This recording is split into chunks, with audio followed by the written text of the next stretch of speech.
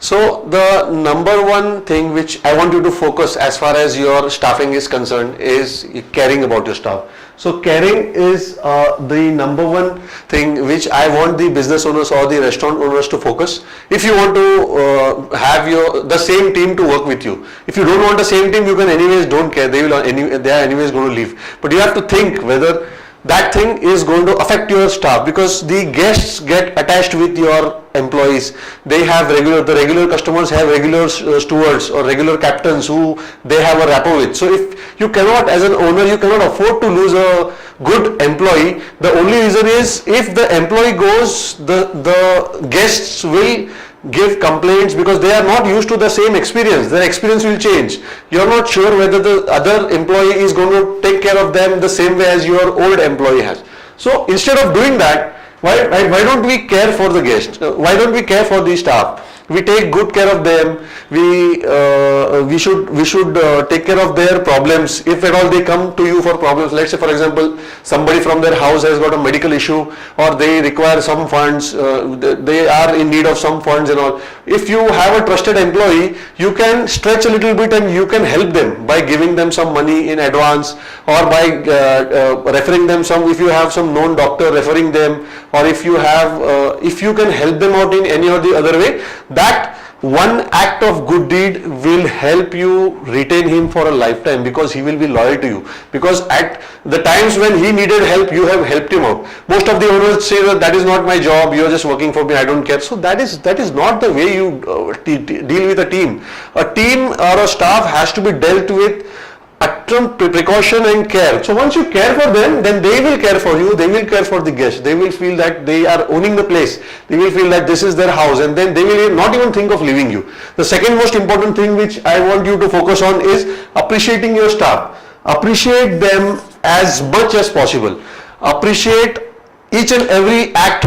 Appreciate each and every small win. If they have got a good review from a customer, if the customer has given them a good review, they are coming to you, you should appreciate them. Okay beta, well done, you have done a nice job. So these are small appreciations, act as I would like to say, act as a foothold for them to stay in your restaurant. So as I told you again, if they stay with you, you retain them, you have a good team, they will work more hard, they will work more honestly, they will attract good customers, and in turn your restaurant will make good sales and you will make good profit. So appreciate them wherever is possible. Small things you keep in mind, you appreciate. Positivity is always better. Don't keep on removing the small things and just giving them taunts like ye barabar nahi kiya, ye barabar nahi kiya. Okay, that what they are doing, that's not going to change, and that is not helping the growth of your restaurant. Whereas this will help growth, appreciation will help growth of your restaurant by increasing the loyalty. And the third most important thing which I think most of the restaurant owners miss, and which you should focus, is empowering your staff. You have to give your staff a little bit of decision making capacities. Small things which the staff generally needs to ask you. Don't make every staff come to you and ask for small things. Although these are all the routine stuff which they want to do. They want to order paper napkins, they want to order something, they want to, while dealing with the staff, the repetitive problems which are coming, if they all keep on asking you, your time is getting wasted. And anyways, once you given a solution for them, let them do the thing on an average and keep an eye on it. If there is a complaint, what should we do? If there is a complaint, make sure that you tell them what you want to do. If there is a complaint, for example, of a dish, you can change the dish or you can not charge the customer. So these are things they can do on their own. So you have to empower them.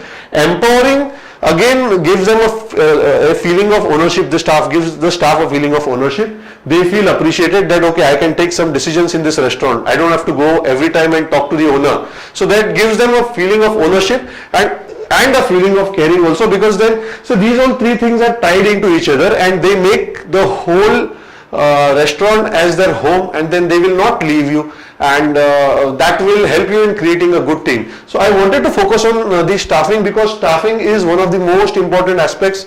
If you want to increase your restaurant sales, if you want to increase your restaurant, number of restaurants also, if you have a good team, and then I will teach you right down the line how you can multiply your restaurants.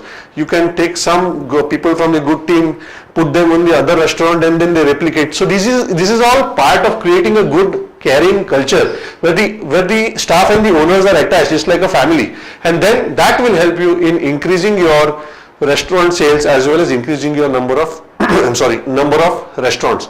So I hope this is helpful. Give me a feedback on what I have taught you, and make sure that you are staying tuned for the next episode. I'm going to focus on finance on the next episode, where I'm going to say how you can raise your finance without keeping mortgaging your house or whatever. There are a lot of schemes which, of course, I'm not a financial advisor, so there is a pretty big disclaimer here, but I'm going to give you my ideas on how you can increase finance while making sure that you don't mortgage all the things, and it will help you in opening your restaurant. So stay tuned for the next episode. Thank you so much for listening to me, and this is Gopal Kamath signing out. Bye bye.